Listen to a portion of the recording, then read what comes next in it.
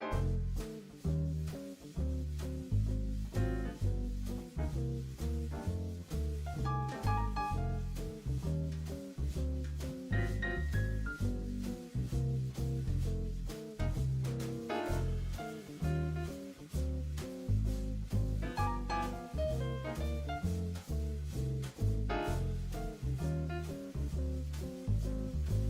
to Blog Talk Radio. Please enter your hostname when finished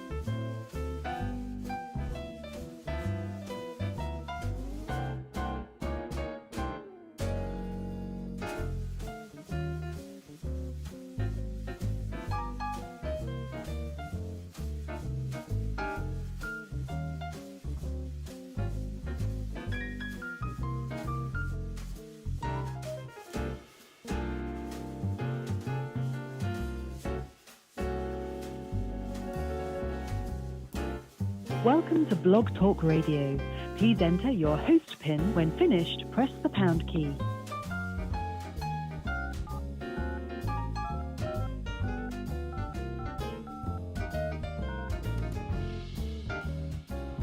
I'm sorry, but I did not hear you press at least 4 digits of your PIN number.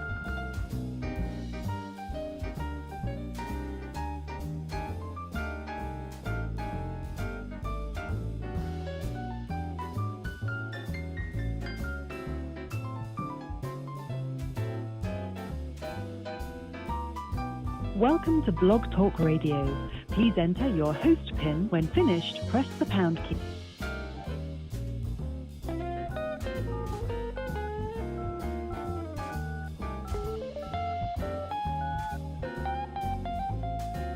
I'm sorry, but I did not hear you press at least 4 digits of your PIN number.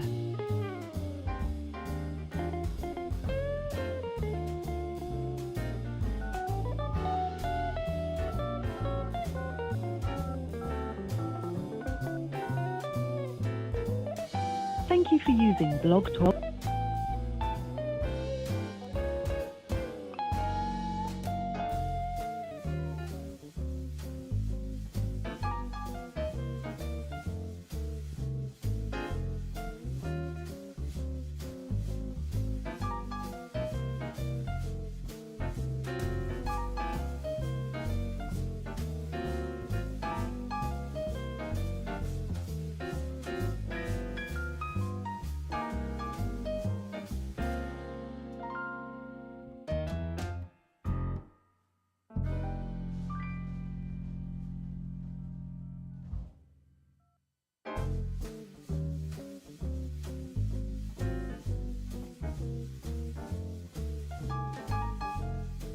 Welcome to Blog Talk Radio. Please enter your host PIN. When finished, press the pound key.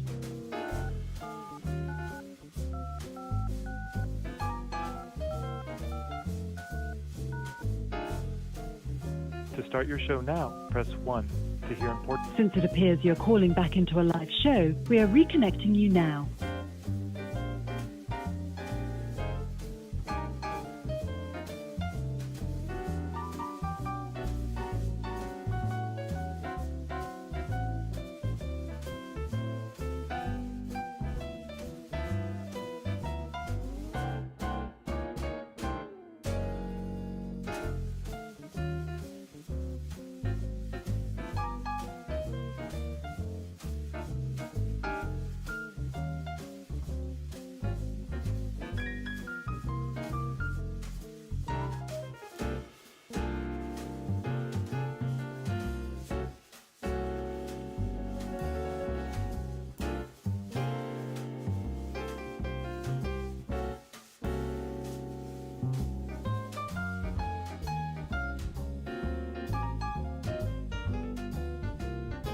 All right, this is horrible. There it is.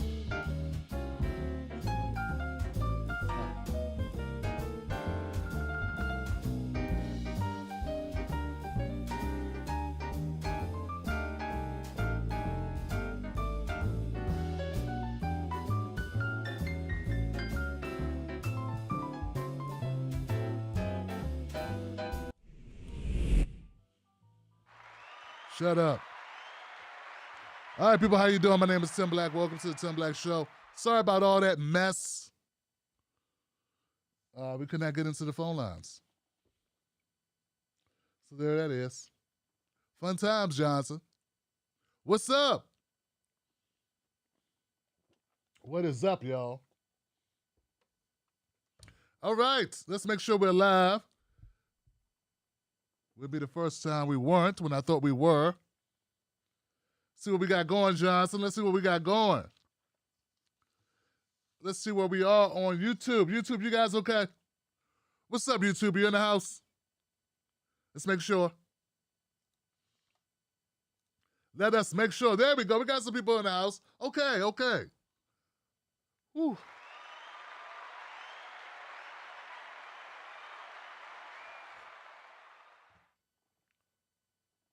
That's the Denzel meme right there.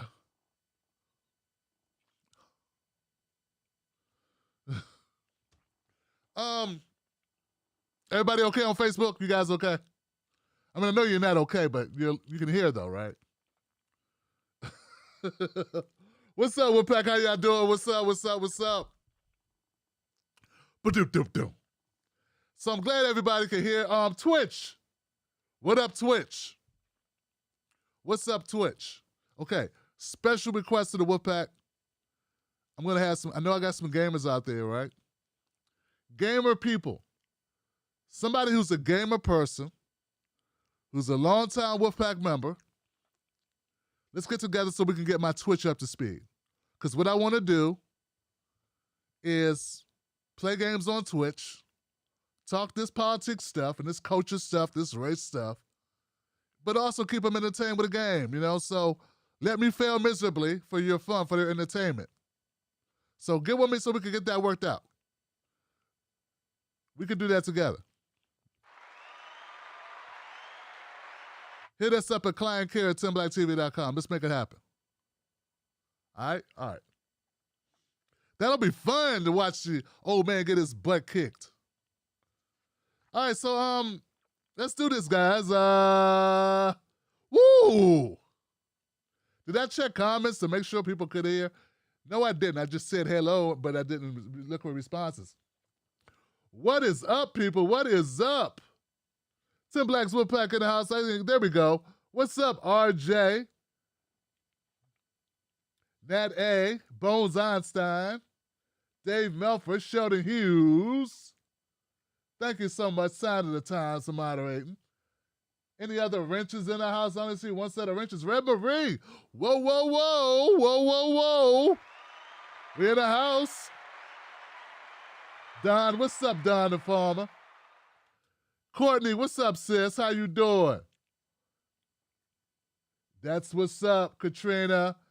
You ain't looking. I didn't miss you, Katrina. What's up, sister? How you doing? So we're in the house, guys. It's looking well. We're doing what we do. And Facebook, we're running. Real quick, Facebook's running. What's up, Johnson? What's up, Brian? What's up, Karen? What's up, Nathaniel? What's cracking? I see you up in here, Adam. What up, Edna? Riley, my friend Riley. Judith, what's up, sis? Good to have you, Natalie. Jackie, Dolores, Diana. First in the house. Give it up for them people on Facebook, guys. Let's get ready to tumble!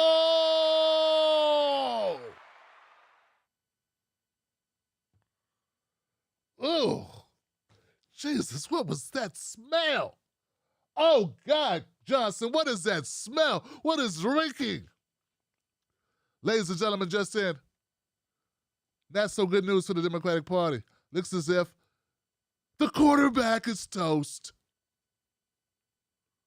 Ladies and gentlemen, it's something I've been trying to tell people, and articulating it. They weren't listening to us.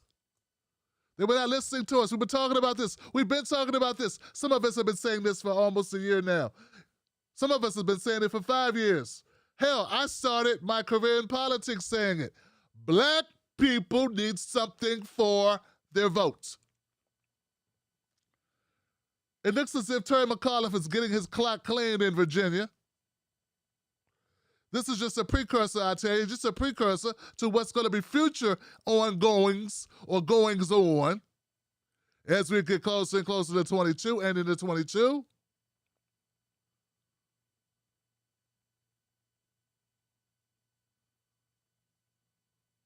What's up with my signal? Go to YouTube if Facebook ain't acting right. This is what's happening, guys. The Democratic Party does not deliver. So, therefore, the Democratic Party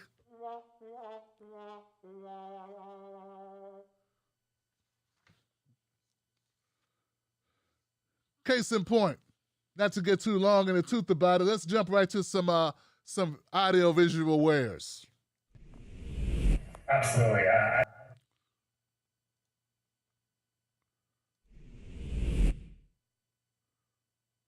Democratic officials, state senators, others, telling me that the Republican's going to win, that kind of weighs heavily with me. In the late going of this race, as McAuliffe's lead was evaporating, from the Republican we were hearing about parents versus unions in schools and about race. Does that seem to you to be something we'll hear a lot more about as we head toward the midterms? Yes, I think it will be somewhat refined from what has been determined here in Virginia. There were some rough edges on both sides. Well, the Democrats didn't really even have a plan to refute the attacks on critical race theory and other items that were used to go after school policy. They clearly have to develop one quickly and use it, implement it. For the Republicans, I think they'll want to make certain they refine it in a way that does not suggest that they are being racially insensitive, which some people, certainly in minority communities, did interpret their approach as being. Larry Sabato, as always on nights like this, thank you so much. Oh, so that doesn't look good, Johnson. Doesn't look good at all. It appears that what they're calling out there, look, and I want to be very clear, Johnson. I don't agree with the commentary here, but what they're saying is that in the Virginia race at least, it seems as though the Democrats are flat-footed when it came to challenging or refuting the critical race theory nonsense that has been flying around. Now, we all know, and what the truth is may not always be, or the thing that you think you're arguing about may not be always what the attack is. So, wild instances of people having certain kind of flavor sprinkled into their curriculums in schools has morphed into this overarching idea that the Democrats are somehow the party of black people, like as if they really fight for black folks, as if they are really. So they have these conservative or moderate Democrats thinking and Republicans thinking, which are almost the same thing, maybe barring gay marriage or something. But they have them believing that the Democratic Party is full of a bunch of radical lefties that want to make things equal or make white people feel bad about being white people or make black people feel good about being black people but by still being disenfranchised. And for some reason that sells well because it's crazy. It makes no sense, but it sells. So, two things here. First of all, you don't need a good defense if you got a good-ass offense. And the Democratic Party does not have an offense that's empowering. They don't have an offense when it comes to how they run these campaigns and what they run on. I'm trying to tell you guys that I do not believe for a moment, folks, that the Republicans or the moderate Democrats, or whoever they are, who are so turned off by critical race would be so turned off by critical race if Terry McAuliffe had a substantive offering that was going to change the lives of people in Virginia. You got to have something to really offer people. If you don't, they listen to shit like this. But Terry McAuliffe didn't have anything to offer. All Terry McAuliffe ran on, my understanding is, correct me if I'm wrong, phone number's on the screen, 319-527-6212. Terry McAuliffe ran on, Trump is evil. Trump is evil. Now, the only people that still care about hearing that shit are milquetoast Democrats, not young people coming out in droves, which you really need them to do, but they haven't done. But they've come out a little. Like, you haven't done enough. You're not exciting anyone to come out. Case in point, to this, another piece of tape I have here that's, see if we can get to that. Democratic officials state. Hope this is it. I met with a McAuliffe canvasser yesterday in a restaurant, and she said, I literally am going door to door and having to clasp my hands and beg some of these younger African American voters to please go out and vote, and explaining to them what is at stake here, Steph. Anecdotally, I met with a McAuliffe canvasser yesterday in a restaurant, and she said, I literally am going door to door and having to clasp my hands and beg some of these younger African American voters to please go out and vote. Please vote for us. Please, black people, vote for us, vote for us. Please, young black person, please come out and vote for us. Please, please, please. They literally had to clasp their hands together and beg for black people to come out and vote for them. And the only reason why you have to beg black people to vote for you is because you don't offer black people anything of substance. No one has to beg when they got something to offer you.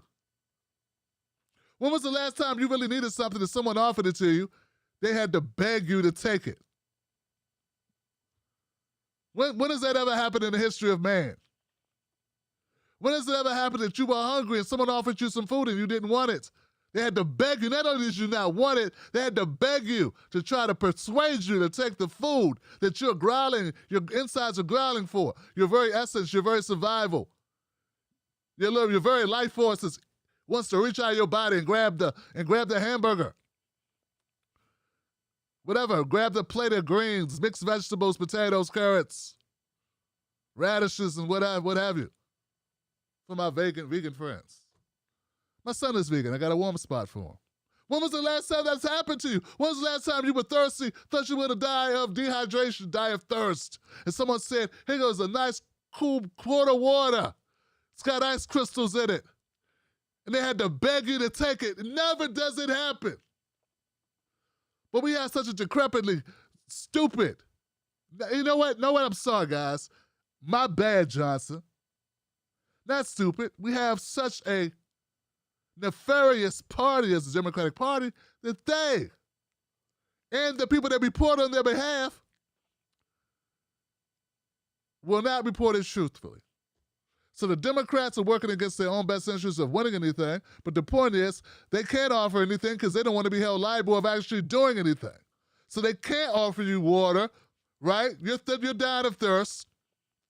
They're offering you some charcoal briquettes. That's not what I wanted, but we got a whole box of charcoal briquettes. I'm not trying to barbecue. I need something to drink. No, we don't have that, but we have this. You should take this. You should take these earmuffs.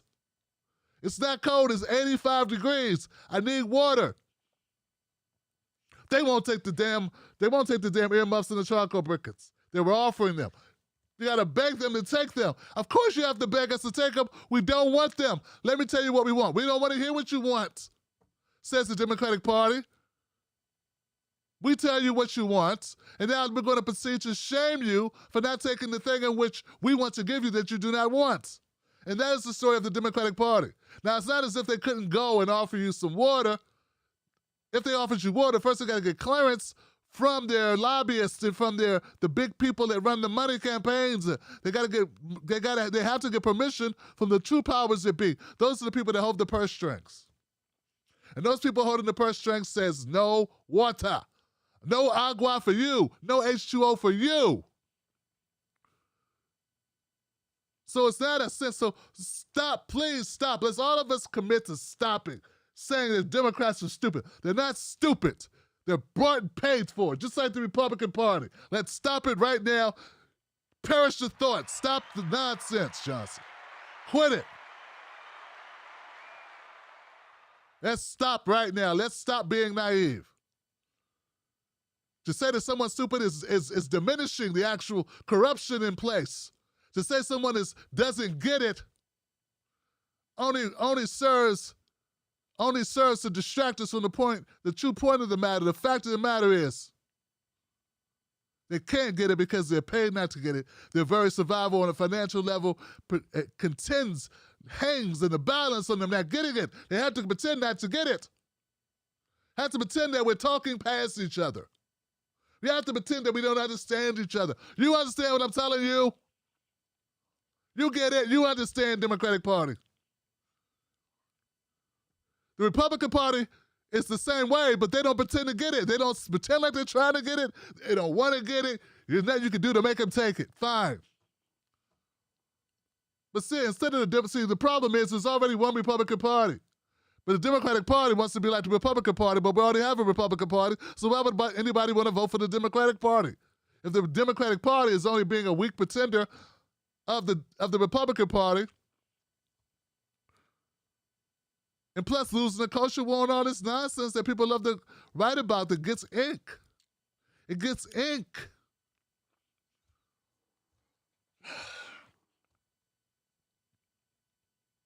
It gets ink when you have these battles, these culture wars.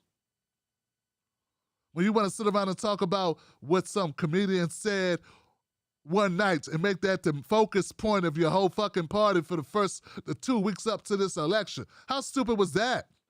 And then to basically lose the argument. Yeah, I'm saying it. You don't think that has a bearing on people's psyche? You don't think that has something to do with it? I think it has something to do with it, Johnson. And now they want to blame black people. Well, here you go. They're putting up black people. Black people problem is the black people coming out. It's the lack of black people coming out. That's the problem. Has to be the problem. It could never possibly be the Democratic Party themselves. So we got the media already running interference preemptively. Terry McAuliffe offered nothing. He's just as Republican as a Republican. So why have him?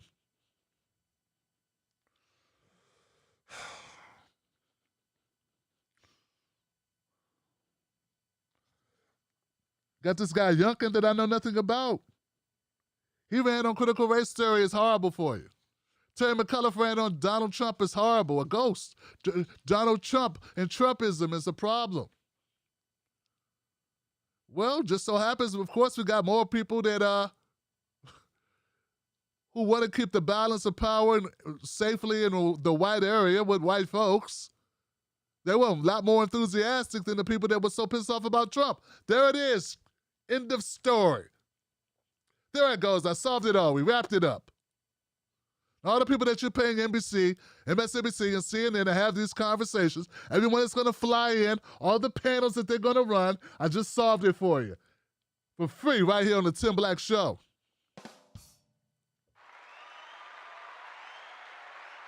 You guys feel what I'm saying? Are you picking up what I'm putting down? Does that make sense? The Democratic Party is reaping what it sows.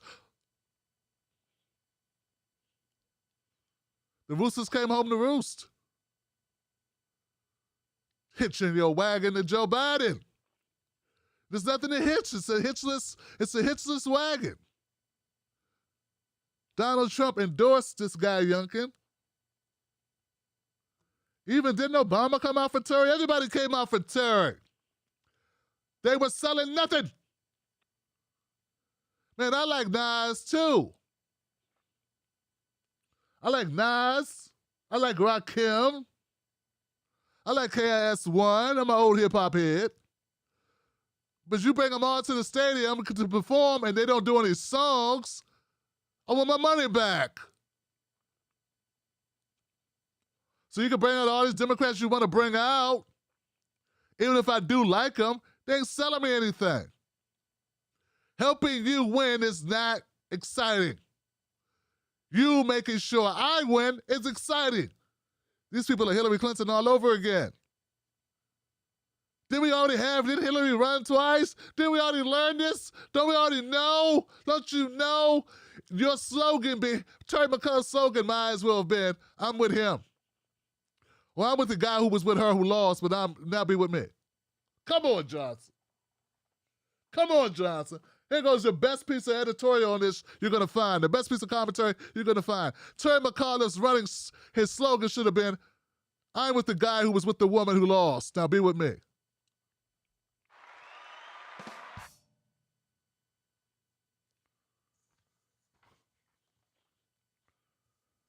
But see, no, I'm gonna be fire and electric on these panels, but they don't want me, do they, Isaiah Washington? They don't want me. Why, Isaiah? Because I'll say some real shit. They can't have no real shit said. We can't have real stuff. What's that? Someone saying something real. We can't have any real thing. So we can't have real elections. We cannot have real elections because we don't want to have real politicians. We can't have real commentary because we do not want a real critical analysis of what's going on. We don't really want to know what's going on because we don't really want to win. We don't really want to fix the problems, and we don't really want to win. either. So that's all this is happening at the same time, Johnson. I don't want to bore you anymore with this. McAuliffe is done. Next story. Know when to hold 'em. Know when to fold 'em. Know when to walk away. Know when to run. Now, there's something going on in Buffalo, New York. And look, guys, I noticed that people are covering this now. This is great. Cover this. Amazing. Fantastic. I love it. I'm so glad that I'm not emotionally invested in this race. Folks, you got to understand, I don't want to be emotionally invested in any races of political nature. I've learned my lesson. It's so much better not to being attached to it. Oh, it's so much better. Because what happened in Buffalo, oh my God. Oh, it's disgusting, Johnson. Whoa, like someone got caught on a fence. Ow, Jesus. I don't want to see that, Johnson. Someone's innards are strewn apart on a fence line. I don't want to see that. And we've got kids here, damn it. Get that out of here. Get that out of here. A man has no shirt on and he needs to do sit-ups. And he's obviously a serious beer drinker. Get him out of here. We got kids trying to eat here, buddy. Pull your plumber pants up, your butt cracking. Get that out of here. Kids are here. Get that out of here. This is nasty, Johnson. This is horrible. It's a man with no teeth trying to start an apple in front of company, and this can't stand. Folks, I'm talking about what's happening, what happened today in Buffalo, New York. My God, Johnson. I do not feel good about this at all. And the hardest thing about this is I feel like India Walton meant well. She had, and she won. The woman won the race. She already won. This is Groundhog's Day. India.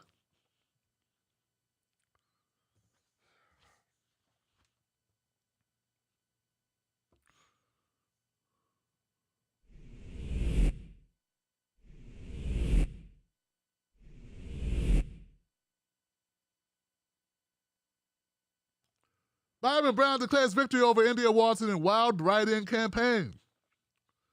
You heard it here, folks. India Walton loses to this. He loses to the bear on the serious Sugar Snaps bear. And he's a shicey Republican who should not even have been in the race. This race was over. He'd already lost. But ladies and gentlemen, boys and girls, all my Johnsons, history was made tonight in the Buffalo campaign. The mayoral electoral race that seemed destined 5 months ago. Mayor Byron Brown is the likely winner of an unprecedented fifth four-year term, almost certainly becoming the first person to achieve that distinction, while also becoming the first write-in candidate to win a citywide election. He declared victory shortly after 10:30.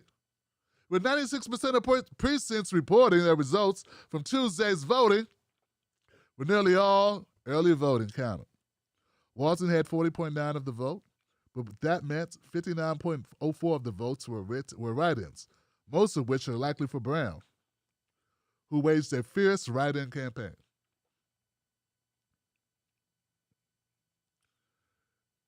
He'd already lost, and then he ran as an independent and won, Johnson.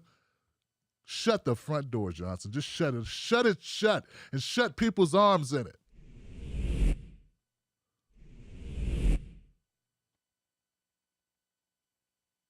Today's election was not just a referendum on the direction of the city of Buffalo. It was a referendum on the future of our democracy and our vision for our future.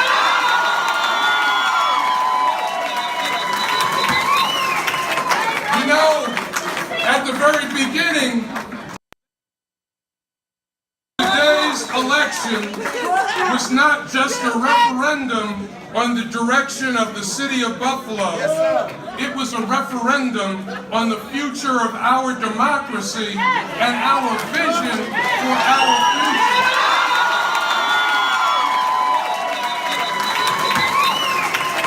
You know, They said we couldn't win. It was impossible to win as a write-in. But you know, you can't ever count a Buffalonian out.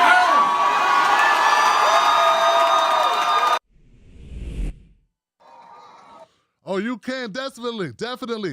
Most certainly, you can count a Buffalonian out, and you winning is an example of it. There's no clearer example of Buffalo being counted out than having you again as its mayor, sir. Let's not get this twisted. This man is a cretin. He should be shunned from the party. In fact, he should have to step down, Johnson. What he did is so egregious against the Democratic Party himself. He stole an election from a Democrat because he lost to a Democrat in a campaign he bothered not to run in, totally disrespected this woman. She defeats him at the ballot box. He comes back and gathers money support for more corporations, smears and lies, and did whatever he needed to do in order to scare people that this woman, this black woman, was the boogeyman, that she was coming to make Buffalo, New York, a little Venezuela, a little Cuba. And I'm only partly exaggerating. These are the things he intimated. Okay? Enda Walton went on to say, I knew this was going to be an uphill battle. Walton did not concede, but appeared to acknowledge the numbers were not in her favor. It's not as if this guy blew it away, but the point is that the write-in votes, there's so many write-in votes left, and we know that more than likely Byron Brown takes the larger percentage of the write-in votes because he is the major write-in candidate. And Walton had only secured 34.51% of the votes among those who voted early, meaning 65% of the votes were write-in votes. That means the 8-day early voting period put Walton 4,737 votes behind the combined number of write-in votes. Add that all up and mix it up, turn around, spin 3 times, click your heels, DJ drop the beats, and you got yourself Sugar Smacks. Sugar Smacks was the turtle or something. Who's the bear? Used to be on the CB radio or something. I forget his name. The bear on a cereal box. And you know what? This is so horrible, guys. It doesn't matter what his name is. It doesn't matter. Every vote needs to be counted. Right now, it's Watson against write-in. Whoever that is, I think that who that write-in is remains to be seen. There are also 2 other far lesser known write-in candidates, Ben Carlisle and Jazz Miles. The quarterback is toast. Now, before some people start running down the hill and saying, see, a write-in candidate can win. He was a write-in candidate in name only. This guy is purely Democrat establishment, up and down. He's basically a Republican, just like most corporate Democrats. This is not some willing and dealing third-party candidate, so please don't try to use this as muscle or leverage for your shit campaign ideas. This guy is well entrenched. The problem with India Walton is she's running as a Democrat in the Democratic Party and is dubiously against change. So the only thing she did wrong was be a Democrat running in Buffalo, New York against an establishment candidate who's well entrenched and be India Walton. And I don't even know what that means, but that's what it means. This is what it is. The only way she could have won this is not be who she is and he not be who he is, and this not be who they are, and not be who we are as a country and as a nation. And if it wasn't for those things, she would have won.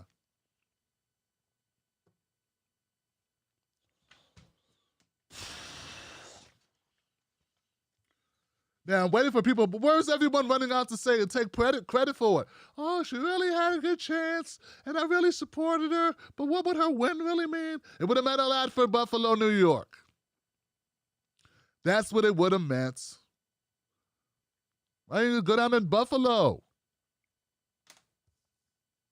All the naysayers, why didn't you go down to Buffalo? And then pretend to feel bad about her losing. Anyway, guys, I feel bad about it because I do believe that India Watson means well and that she has far superior motives and far superior policies in mind for the people of Buffalo, New York. But if the people of Buffalo, New York do not feel that way, and if the Democratic Party is able to lie and cheat and steal and be corrupt and eat its own in order to maintain status quo, then what do you have? Those people who make revolution at the ballot box impossible make revolution in the streets inevitable.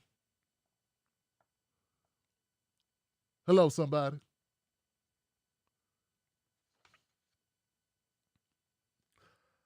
Part of the reason why the Democratic Party continues to lose is because there's a lack of enthusiasm. There's an enthusiasm gap.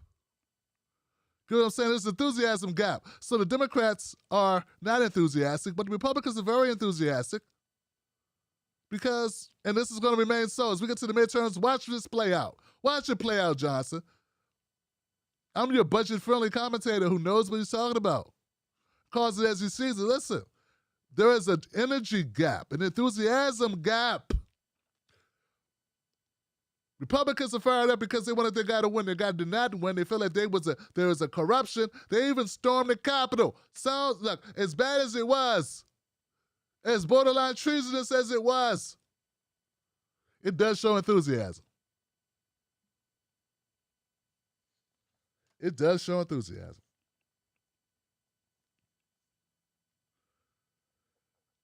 On the other hand, you got Republicans. I'm sorry. You got corporate Democrats, which are Republicans, but we're going to call them Democrats because we don't want to get them confused.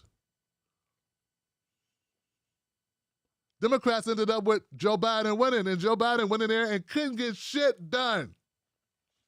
He went in and fell asleep, damn it. He went in and fell asleep. And all of his big ideas of relieving student debt to medical leave, family medical leave, to a litany of anything he promised. Even when the two senators from Atlanta, Georgia won, Smirnoff and Warcock. Even when they won, what did they do? Nothing. They didn't even keep their promise on the $2,000. No enthusiasm, Johnson, no enthusiasm.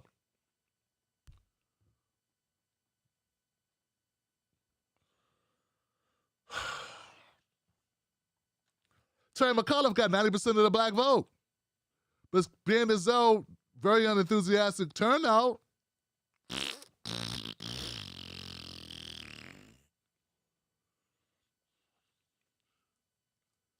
you know, when we were saying that there needed to be a black agenda is not only necessary for black people, it's necessary for white people too. Because without a black agenda, black people are not going to come out. And if black people don't come out, you lose. That's what you don't get. So all of them who don't support the Tim Black Show, all of you who now, I see some people are now growing backbones. Welcome to your spines. Congratulations, you are about a year late. But I'm glad you came out. Thank you for coming out. It's impressive. But I tried to tell you, I've been telling you for almost 2 years, the black vote matters. Why does it matter? Oh, you thought it's just for us. That's why you didn't give a damn. The reason why you want the black people to have something for their vote, the reason why what the black people agenda is matters to you, here it goes, wait for it. It's because if we ain't enthusiastic, you ain't gonna win shit. It's gonna be a long winter, and winter's coming.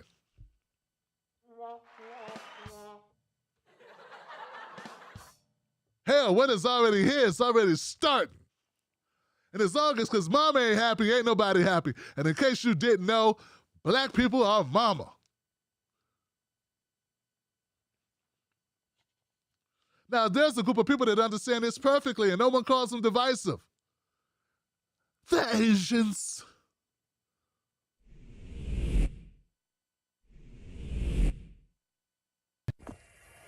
Absolutely. I feel like, first, it's great to be on, and I feel like the Asian American vote is really going to decide this election.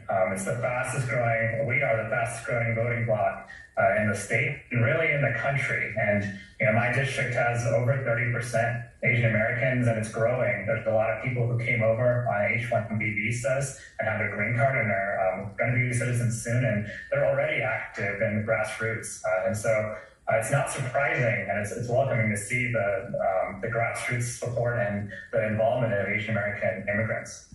30? Yeah, absolutely. Yeah, my parents came in the late 70s. Dulles Airport was my mother's port of entry, and Loudoun County, where I live, and Fairfax County next door, has been sort of the Ellis Island for so many hundreds of thousands of Asian Americans. And we've made many contributions over the past decades, and the economy, medicine, and government contracting, a lot of small businesses as well, Asian American owned. But now we're making a difference and an impact in the political arena. The Asian American vote has come out in big numbers over the past 3 or 4 years. I'm seeing more and more Asian Americans get involved and come to canvas launches and rallies, and it's very exciting. And now it's a group that we need to be taken seriously. And we're seeing that people are coming to our events, and we're even having the API caucus, as you mentioned, because we want to make sure we have a legislative agenda for all Asian Americans in Virginia.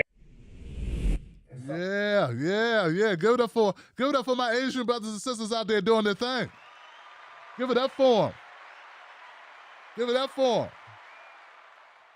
I like to call attention to all the people that were upset that the Asian people were talking about an Asian agenda. That's right. I want to call those people out who were complaining and upset about the Asian agenda. That these Asian folks have decided they need a political will in order to fulfill the issues and resolve problems in their communities that will strengthen their businesses and make life of their children better. I want to call out all of those who have been taking long dumps and calling them divisive and calling them racist, reverse racism. I want to call out everyone who did that. Damn it, that must stop. My only problem is no one said that. No one's been saying anything negative about the Asians having an Asian agenda. No one talks about it. No one says a mumbling word. Because it's acceptable for the Asians to do it because they're Asians. I've been a good friend of the Democrats, even though I'm the most scathing critic of the Democrats, because I tell you what you need to do to win. I tell you what you need to do to win. Unfortunately, it's also what you do not want to do at any cost. So there's the problem. There's the quandary. But I tell you exactly what you need to do to win, and you do exactly the opposite. Then we have these other people that say they tell you what to do to win, but none of it involves actually getting votes. They make up fantasies about going and unradicalizing or de-radicalizing redneck skinheads or something. And I'm telling you what you need to do to win. You don't want to listen to me because that might actually help you win. But if you listen to me, you got to actually help black people. But you don't even care because at the end of the day, just like most of America, you'd rather lose than help black people. Even if by helping them with black people, you help yourself at the same time. I'm trying to tell you, unless you have a black agenda, black people not only lose, but you lose. But you know what else? Black people are used to losing. And I guess the Democrats are too. Black people know excited. It's real simple, man. If mom ain't happy, ain't nobody happy. The house ain't right. Dad sleep on the couch. The kids need therapy. And the family falls apart. It's basic. You don't understand this? That's how the black family structure is. Maybe in some other worlds it's different, but that's how it works. Our cultures are different. That's what's happening culturally. That's what happens. That's the black family, and this is you guys. Okay, you guys, the Democratic Party, you're not getting it.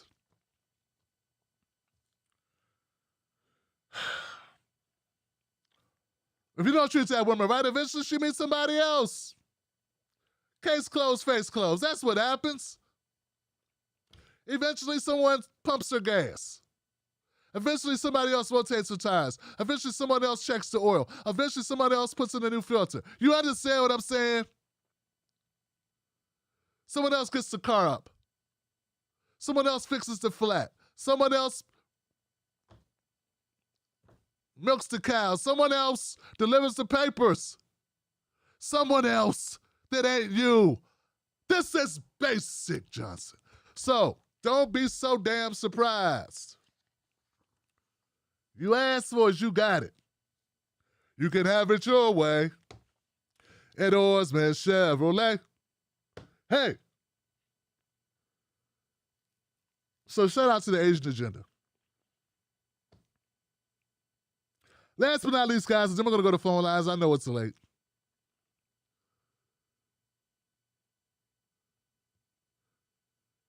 There's a father out of Seattle, Washington, whose teenage daughter went missing.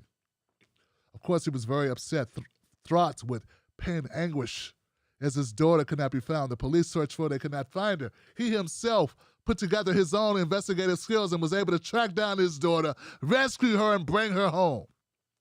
After bringing her home, he discovered that she had been held captive in a sex trafficking ring. Yes, his baby girl had been sex trafficked, his teenage daughter sex trafficked, and the man responsible was a grown-ass man, an adult.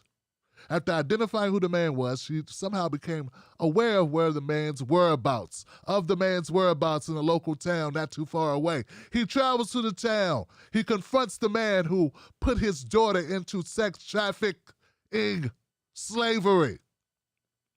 During the confrontation, he hits the man in the head with a cinder block. He then proceeds to stab the man several times. He throws his limp body, his dead body, in the trunk of a 91 Honda Accord and parks it somewhere. A year later, some crackheads or whatever, discovered a Honda Accord and had its keys in it. They try to take it for a ride. They ransack it. They smell a fierce odor coming from the trunk of the car. They call it in, being the good citizens that they are.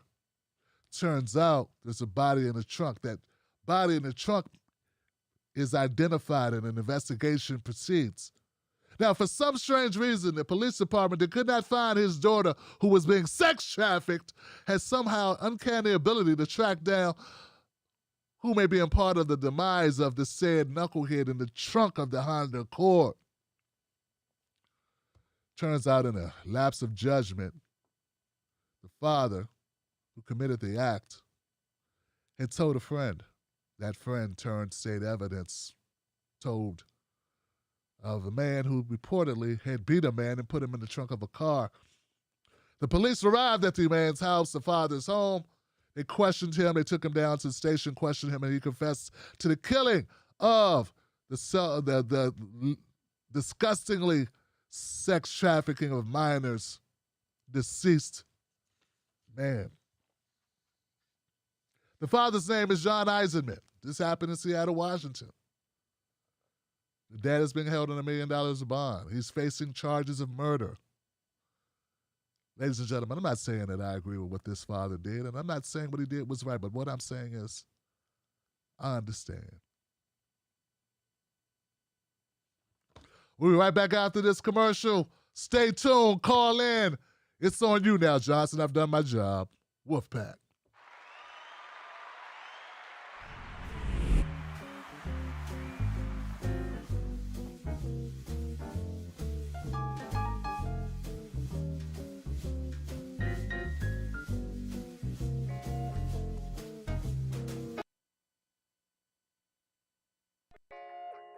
Let me ask you something.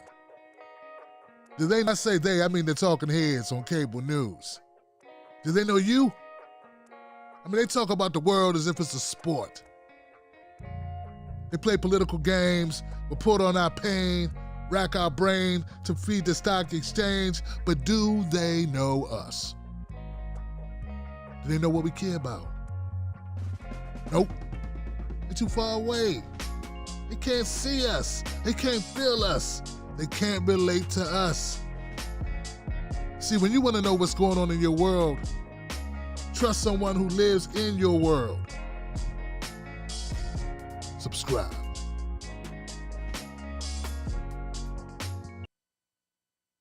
Tim Black. Tim Black is the host of The Tim Black Show. Independent news that leaves you informed, inspired, and sometimes entertained, but always in the know. Go to timblacktv.com and sign up today. The Tim Black Show is news for people who can't stand the news. See you there.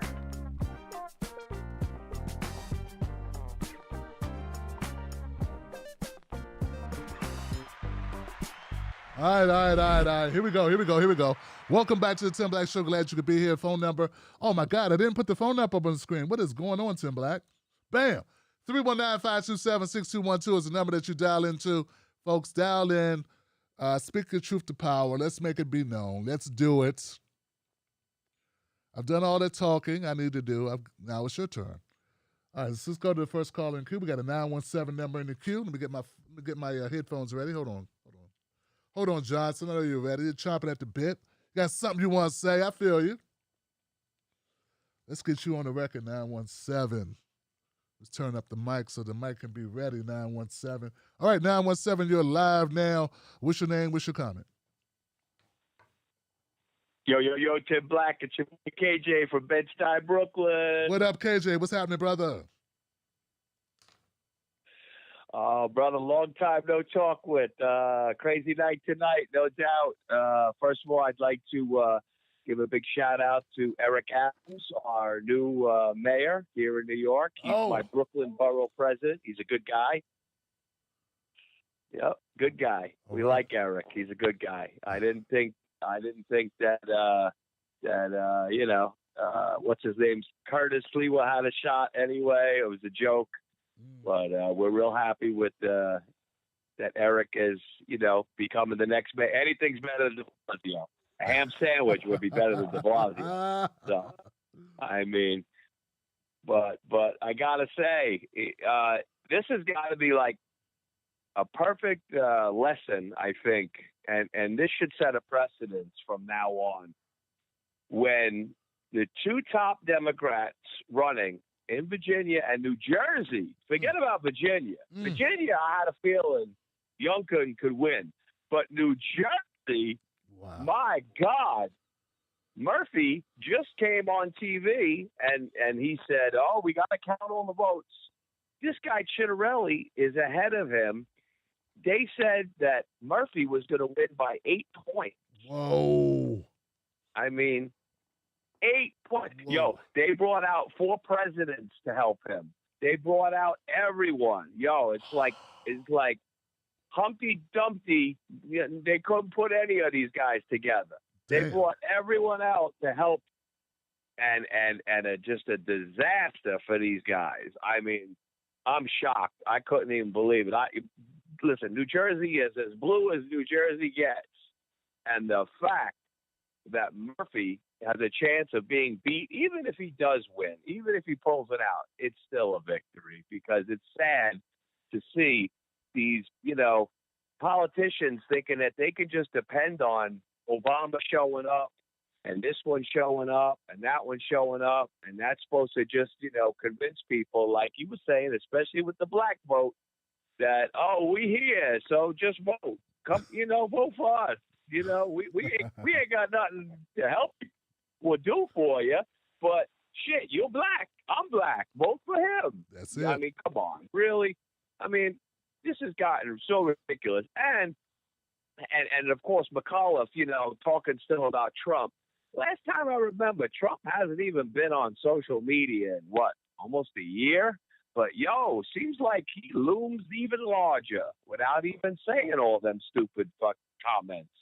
So the reality is, clearly, maybe you silenced one Trump, but I got a feeling you definitely woke up a lot of other people that still, I guess, believe in what he believes in, more so than what the Democrats are trying to push lately, especially with all this madness. I mean, the reality is people are struggling. People don't need to be hearing about LGBTQ issues, like that's more important than paying $4 for a gallon of gas. Yep. People don't need to be hearing about CRT when the fact is they can barely find food in the supermarket at a decent price, if it's even there at all. I mean, come on, let's get real. And you know what, Tim? Like I said too, where I live, I live in Bed-Stuy, and I have a lot of friends, a lot of African American friends, and let me tell you, they're not happy about these mandates as well, because a lot of them don't want to get vaccinated. I got a 91-year-old neighbor, and I said, Miss Murphy, did you get vaccinated? Oh, hell no, I'm not putting that stuff in my body. 91-year-old woman. Do you know what I'm saying? Yep. So that didn't help them either. So now you're trying to force these people to do something they don't want to do, and now they go in restaurants in New York City. Me personally, I cook, so I can cook better than most restaurants. I could care less. I don't need to go to a damn restaurant and get overcharged for crappy food and shitty service with a fool wearing a mask.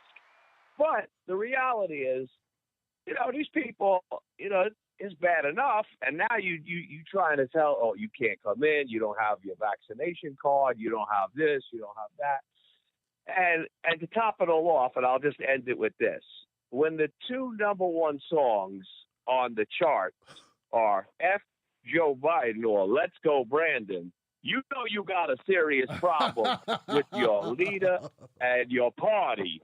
So, I mean, hello? Is anyone paying attention out there? I mean, come on. But, this is some sad stuff, bro. Wow. And listen, like, I'm an independent. I'm a Trump guy, but I am an independent. And I look at all of this, and I see what's going on. And also, big shout out to Minneapolis, because clearly they came to the senses and they voted against ending the police out there. So I mean, they got serious problems out there. Listen, the police need to be reformed. We all get it. I don't care what color you are. I don't care what religion, what you're about. We all know the police need to be reformed, but that takes more money and that takes more training. Okay, that takes people with more intelligence to get involved. You can't take money away from something that you already feel is lacking in departments where it could be improved if you have the right people and the right, services involved, teaching these people, showing it's so sad.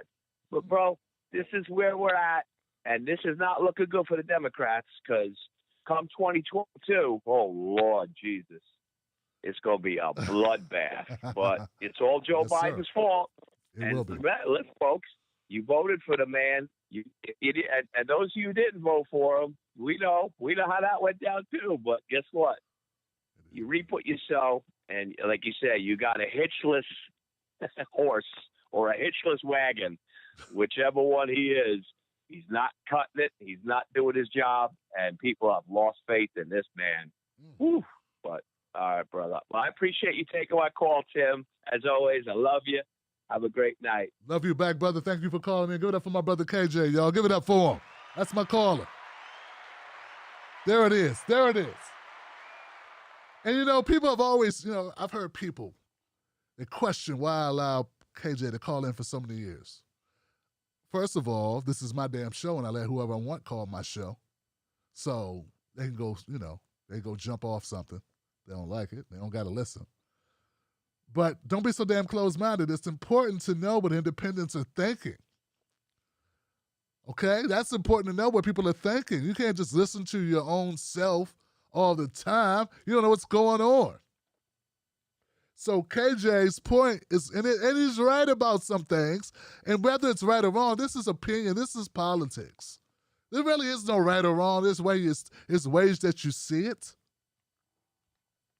And it's also the way that people frame the arguments, right? So I do appreciate him framing it. First of all, I forgot all about Eric Adams. It was sort of like a foregone conclusion for me, to be honest, brother.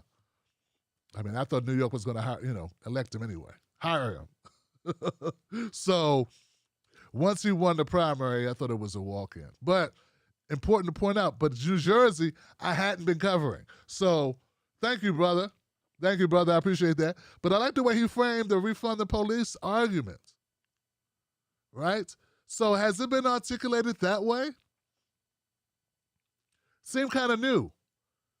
How can you defund something when you need to put more money in it to pick up these other agencies within it? And it's sort of like schematics. So if the point is we want to get to a point where it's not all just calling police as we see it, but other organizations, other departments within the police, you know what I'm saying? Would they still be a part of the police structure as people? Because let's face it, man, the creativity level of the average person is not so vast. So when you say defund, but you want to create new ways to protect the public and serve the public, people don't know what that means. It's too abstract. So I get what he's saying, okay, but you got to give more money to it. We know it needs some changing. You change it, but you put money in it to change it. We know the police union likes that better. You know, I would only say as well, I've covered stories where cops were on Fox News complaining that they were getting their funds cut when really they just didn't get as much more money as they wanted. Like, they were already getting an increase. They just wanted more of an increase, and they called the fact that they weren't getting the increase is much more than they had last year. It's still 20%. They want 40%. They're calling the defunding not getting the 40, but getting the 20%, which was 20% more than they had. And they still call that a defunding, and Fox News runs with it. And that's a lie, and that's one of the problems. And another thing, I covered the police department, I think it was in Florida, that when they were giving more money, they didn't hire more cops, they gave themselves more overtime.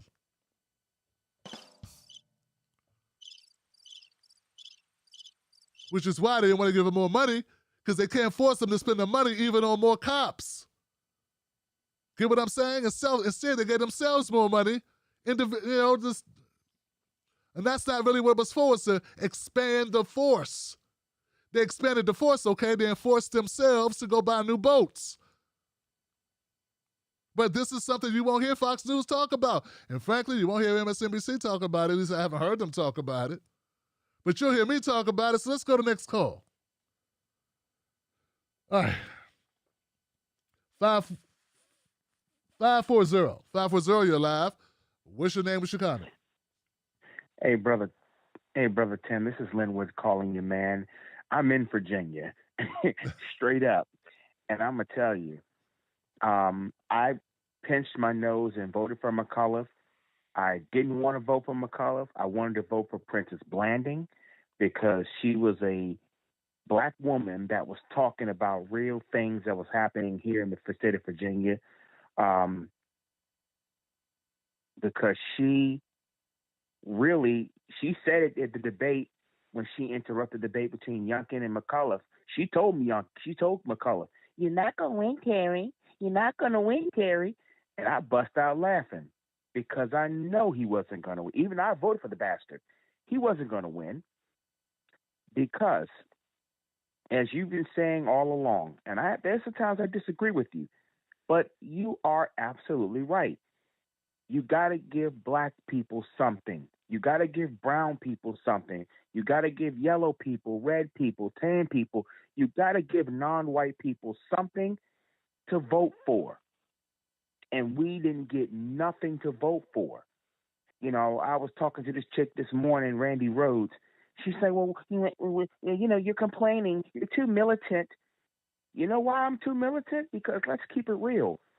We're getting sick and goddamn tired, and if I can use that term, we're sick and goddamn tired of the Democrat, most of these white liberals coming down here telling us the country is racist, the country's racist, the country's racist, the country's racist. Okay, what are you going to do about it? Silence. So, I've been putting it out here tonight on Twitter that I'm calling all non-white people out. Black, brown, red, yellow, beige, tan, whatever. Stop voting for these two major parties because they're no good for you. They talk at you, they don't talk to you. They're talking at you. And this house nigga Obama coming in here trying to blame everybody for basically his shit, the way he left the Democratic Party in a shit show, and then we end up with this flunky as the president. Well, guess what, folks? You got what you paid for. I didn't vote for Biden because I knew it was coming. It's the same shit. And I want to give your people some information too. The election here in Virginia was 74-26, which means more white people were more enthusiastic about voting than non-white people. And the white people here made a decision. They said, hey, boy, this critical race thing, we don't know anything about it, but we don't want that shit taught in our schools.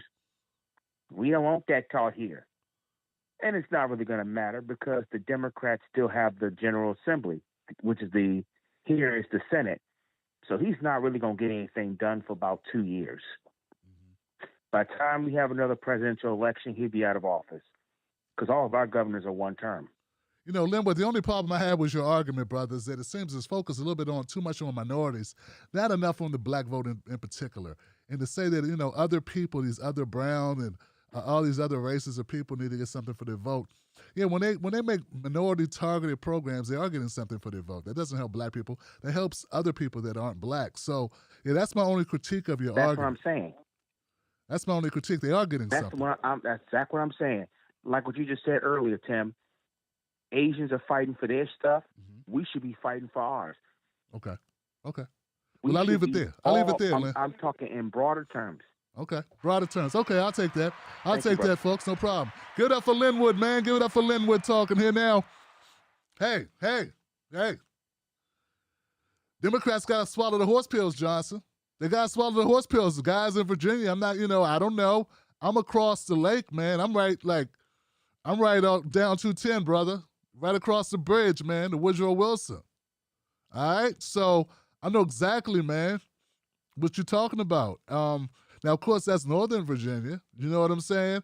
But I don't know. I'm not on the ground in Virginia, man. But they were excited. See, here's the thing. White folks are excited against something. They're excited against Trump losing the election and feeling like he got cheated and the election was stolen. They were excited against that. They're excited against critical race theory. Don't have to know exactly what it is. It's the sentiment. Okay? It's the sentiment. Of course, there's some racism involved in there, but it's also the sentiment. And if you listen to the framing of the way that argument's being framed by those media people, yes. You wouldn't like it either if you listen to the framing of it. Now, either you're going to duplicate some of our better speakers against this false narrative, or you're going to end up losing. But then again, it's like Linwood says, what does that get ya? Back to my point, Linwood, just saying something's racist ain't enough. I'm saying job programs. I'm saying set aside, measure a percentage amount of small business contracts to black small businesses. That's a substantive get for black people. That ain't reparations, but it's a substantive get for black folks. Why we could get Mayor Marion Barry for Life did that in D.C. back in the 90s, but we can't get a mayor or governor to do that now in the 2020s, and you want to win and you want the black vote and you want people to be excited? There's nothing to be excited about. Calling people racist doesn't change shit. I'm not saying don't call them racist, but have something to offer. I'm not a politician. I can't offer you anything.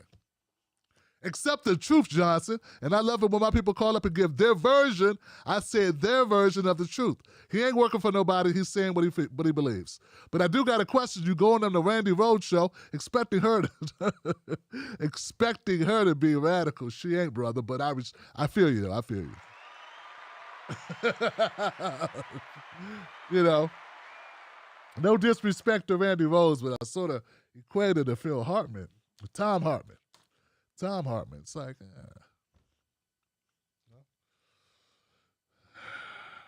just not exactly a fighter for black folks. The melanated. All right, we'll go to the next call. All right, 352, you are live. What's your name? What is your comment, 352? 352. Gary, what's going on? Hey, brother, what's up? What's up, man? What's going on? You remember me? It's been a while. But you know what?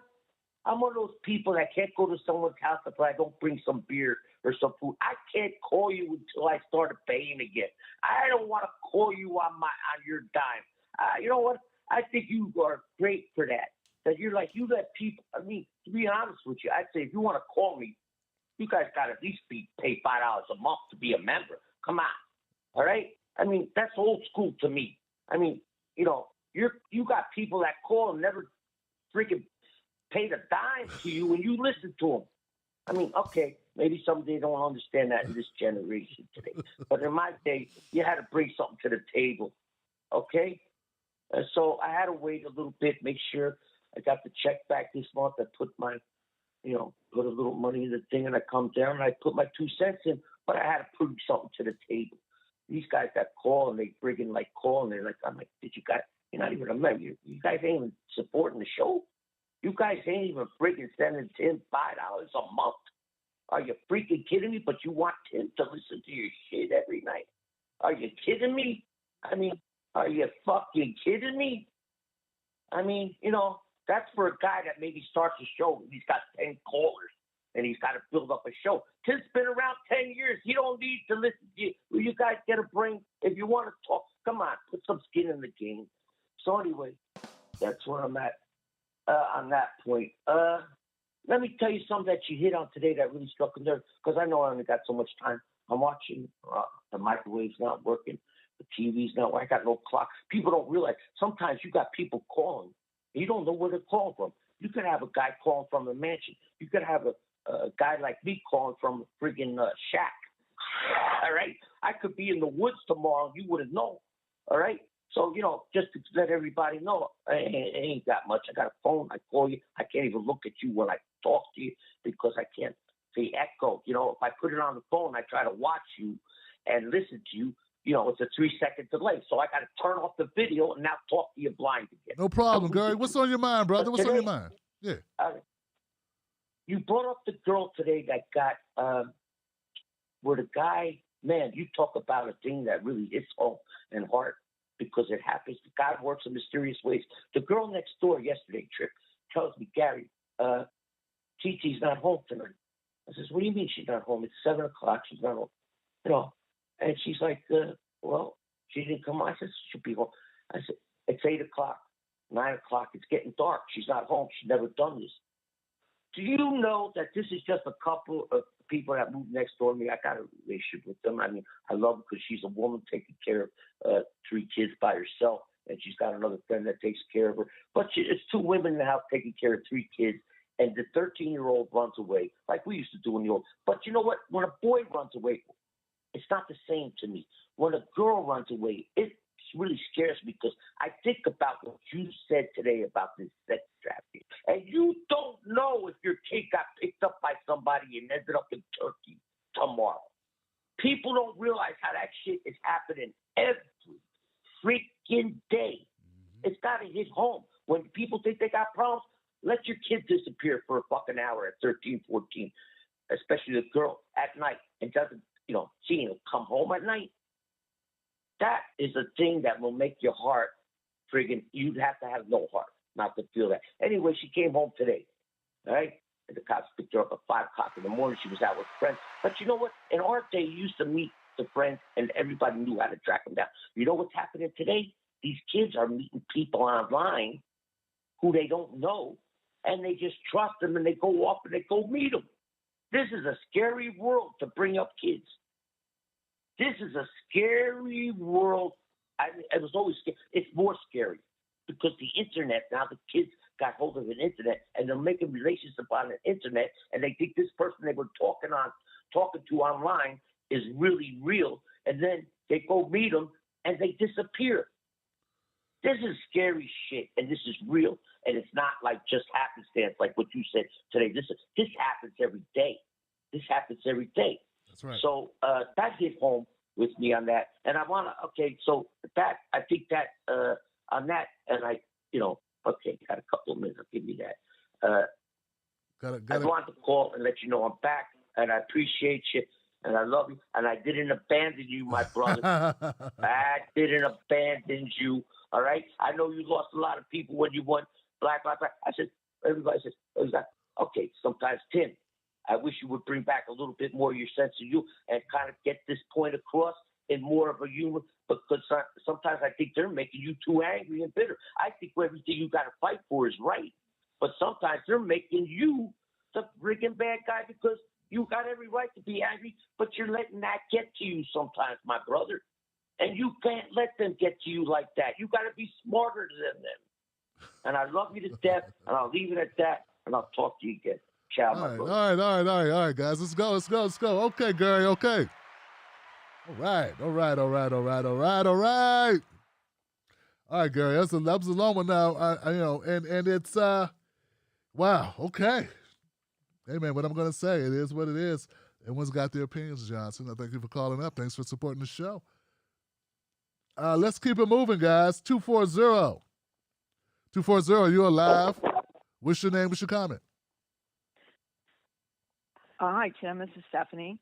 And I'm sitting here in Northern Virginia tonight, and I've got people in my circle wringing their hands about what is going on with the election here in Virginia.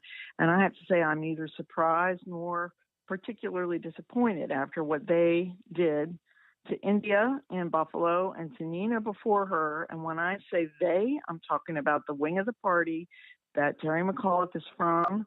He's from the Clinton DLC wing of the party, that part of the party. And I'm, these are the people who are messing everything up. And I just have to say, why do we stay? I mean, they tell us we can't go or all is lost, but all is already lost. I mean, losing is all they know how to do. And they can blame us, they can beat us, they can do whatever they want. They run shitty, uninspiring candidates. They run shitty, uninspiring campaigns.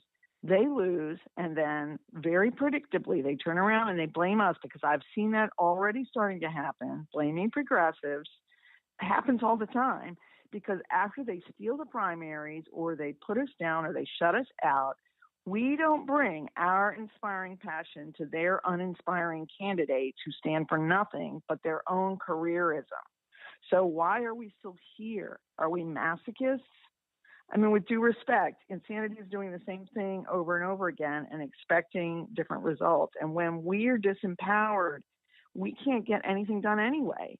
I mean, we can't get anything done now. Look at what's happening with the reconciliation bill. The dental's out of it. The paid leave is out of it. You know, everything is getting watered down and taken out. So why not walk? I mean, the brand is toxic. We'll be more powerful if we leave, because instead of triangulating us and gaslighting us, they'll have to give us something. You know, that's what I think. I mean, this blame game starts all the time. It's always party unity. Democrats didn't come out. It's the Democrats' fault. I'm like, yeah, you know, instead of just blaming the voters, which is a very impotent thing to do, ask yourself why. You know, I saw 5-to-1 Youngkin ads for every McAuliffe ad out here, and the McAuliffe ads were like his resume. Terry's experienced. Terry's done it. Youngkin was, I'll end grocery tax. You know, no more tax on groceries. That's something people care about. You know? Wow. Was that a real thing? No more tax on groceries? What a real thing. No more tax on groceries. Oh, yeah. He had out here, since I've been out here, because I moved from Montgomery County, right? Yes. Just in the last few months. And 5-to-1, I've seen Youngkin ads for McAuliffe ads, and his Youngkin ads, not every single one of them, but one of them, one of his ads that repeated was ending the grocery tax. Wow. Okay? So now you've got people in Montgomery County saying, and it's true, like now Maryland's going to be trying to run Tom Perez, apparently. The Maryland Democratic corporatists are going to be trying to run Tom Perez for governor, saying the same thing will happen there. And yes, the same thing will happen. It's these same cardboard cutout, stand for nothing people. Stephanie. I mean, Stephanie, amazing, Stephanie. Great job, Stephanie. I love what you're saying. I appreciate you calling up and adding more substance to this. I had no idea. That's so informative. Booyah. Yeah, no, it's true. Thank you, Tim. Thank you. Thank you. Thank you. I'm with you as well, Stephanie. Good enough for my caller, Stephanie, y'all. That's damn, I wish I knew that. That's amazing, folks. All right. So, Formerly, I was trying to do my thing of trying to expand what we do here on the show, trying to get on various platforms and be able to articulate a message. And people are like, well, we don't know, Tim. We don't know what you do. You support Nina Turner. What else do you know? Well, I know a lot of stuff. I know about the black vote. And this is what I also know, local politics. Let me tell you, folks, that's a winner. That's a winner chicken dinner, Stephanie. That is a winner. What you just told me about Youngkin's campaign, I'm surprised he didn't run away with the whole damn thing. I'm surprised he didn't win by 20 points. That's substantive. That's a thing. You don't need to be a rocket scientist to figure it out, scientist to figure it out. You know I'm not a rocket scientist because I can even say rocket scientist. Rocket science. You don't need to think about it. There's no mental gymnastics needed. We don't need to crunch the numbers and figure out what the percentage is, carry the one squared by anything. No tax on your groceries. Oh. Say it slow to me, baby. Goodness gracious. Play some Teddy Pendergrass while you do that. Light the candles. This is a winner, Johnson. Terry McAuliffe is. Hi, I'm Terry. I'm not the person that lost, but I'm a good friend of hers. I'm from the losing side of the Democratic Party that likes to make you feel bad and then say we love the blacks when we don't. Yeah, that's going to really work. I know Obama. And the other person's selling, here goes a substantive program, something that you can easily understand. We're going to cut some taxes. Let's cut tax on a thing. I'm not saying you benefit the most from this program, but I'm saying you know what you get. You know what you're getting. The end. And that's what I'm talking about, folks. And that's so simple. And look, guys, here goes something else, guys. I'm going to go to the next call. Hang on, guys. I got to say this. Here goes my soundbite, guys. Here's my soundbite. This is going to be in my video. Here it is. Since we cannot get the Democratic Party to do the bidding of the people, let me talk to my black voters and let me tell you something, folks. I'm not someone's going to tell you to walk away from the Democratic Party. You don't have to walk away from the Democratic Party. All you have to do is know that your vote is your vote. I'm not telling you to walk to the Republican Party, but I'm going to tell you that your vote is your vote. And if you're unenthusiastic, there is no reason for you to come out. No one's twisting your arm. I'm not going to mandate that you vote for a party that ain't working for you. And know this, even when the Democrats run milquetoast candidates like Terry McAuliffe, sometimes you still win because what you do is by challenging the Republicans, you force the Republicans to give us concessions. And that's what you get out of this race in Virginia. And that's what my Maryland people will get. I live in Maryland. What we will get out of a loser candidate like Tom Perez against Larry Hogan here in Maryland is we will get concessions because it's one party anyway.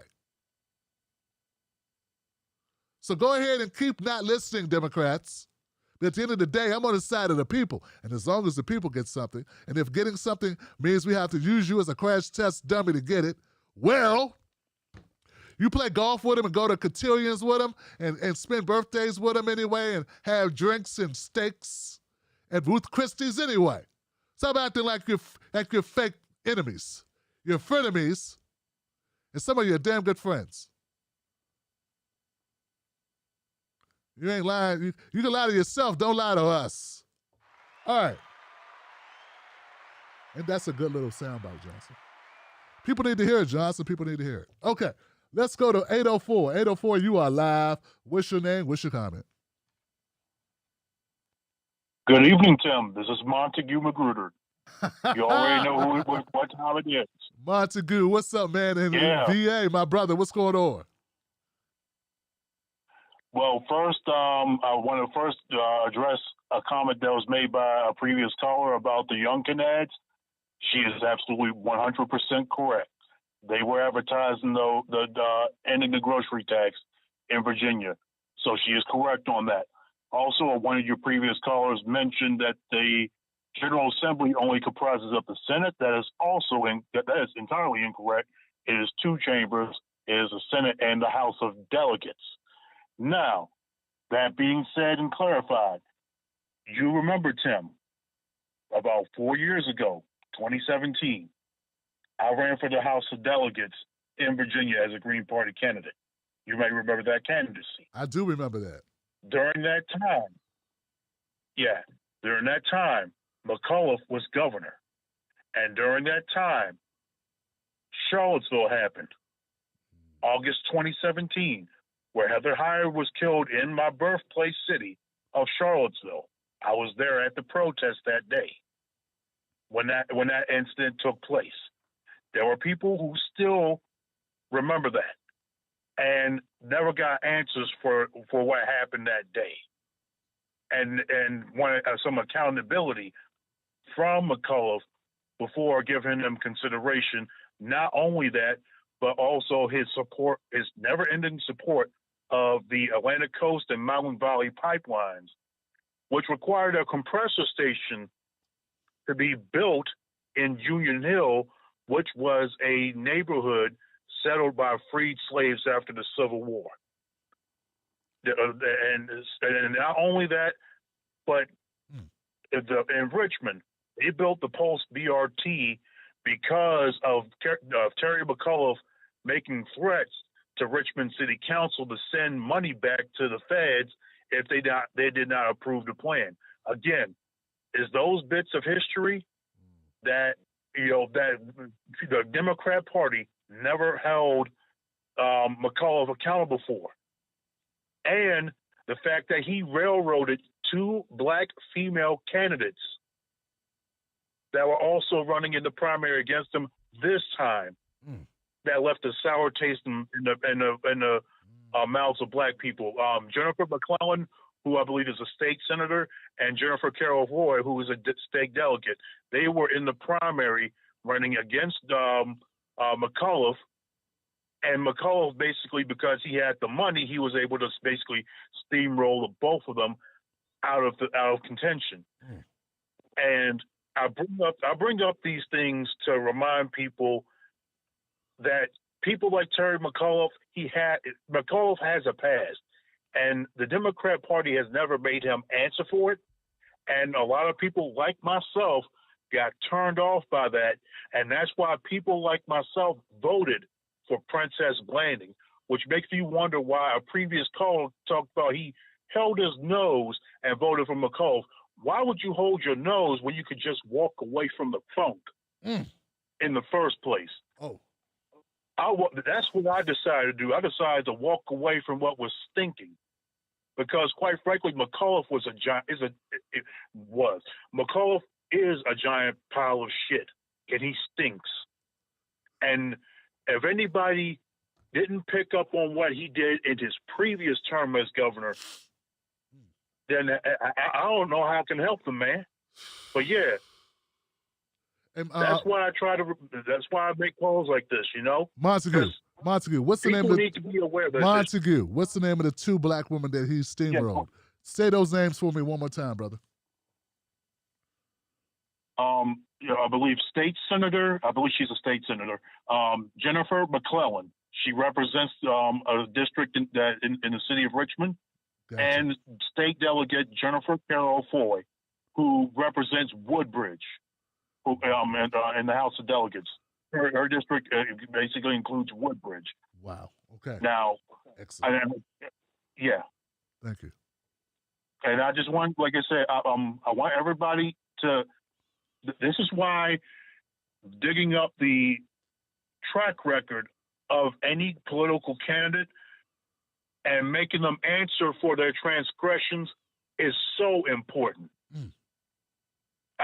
No votes without accountability ever. Montague, my brother, thank you so much for calling in, man. I appreciate you. And damn it, man, it's good to hear from you, man. It's good to hear from you. Give it up for my caller, Montague Magruder, y'all. They did up. Hey, Virginia messed up when they didn't get Montague, brother. That's a fighter for the people right there. Fighting for the people, Johnson. Wow. Montague is one of those people, man, that educated me about Jill Stein and Green Party back in 2016, 2017, man. I hadn't even really looked at them. Back in 2016, 2015, actually. Okay?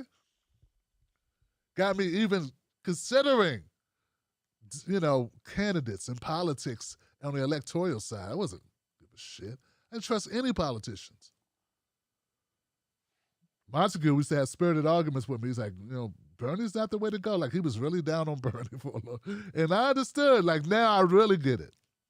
But I was so new to politics and just wanting policies that would impact black people that I wasn't seeing what I wasn't seeing. You know what I'm saying? But I got you. I'm going to go to the next call. We got another call in queue. 626, you are live. What's your name? What's your comment? Hey, how you do, Johnson? This is DeCarlo. DeCarlo. What's up, brother? What's on your mind, DeCarlo? Hey, you know what, Tim? I'm blown away by the two previous callers. Forgive me. I'm working, but I'm going to tell you, I wanted to, first of all, amazing stuff that they've said, but I wanted to say before I even got into my comment, there's a great book that you should you should read from, believe it or not, before the Civil Rights Movement. It's called Black Man's America by Simeon Booker. And the thing is, Simeon Booker brings up all of these things that are happening now in the 1960s. They go from JFK talking about how black people are being systematically discriminated against to the people in Congress going, well, look, let them have the vote because they're going to need us for banks, for loans, for cars. And guess what the number was, Tim? 2%. That's all we had control of back in 1965. There it is. 55 years later, what do we have? 2%. 2%. This is all set up. It's all set up. This has always been there. I'm not trying to act like some kind of conspiracy theorist. I'm saying, look, if your numbers stay the same, something's wrong. Like, perfect example, here's the other part of that. Do you realize that African Americans have been at 14% of this population since the Civil War? The Civil War. We're over here and we're sitting in a situation where we don't realize it's kind of like the old country saying, if you put a frog in boiling water, that frog's going to jump out. But if you put that frog in water and then slowly turn up the heat, they'll cook and they won't even realize it. Wow. That's what's happening to a lot of our people, and that's what's sad about this. And I love, but that's what's happening because we are in a situation where, just like forgive me, Montague, I believe his name was the brother before.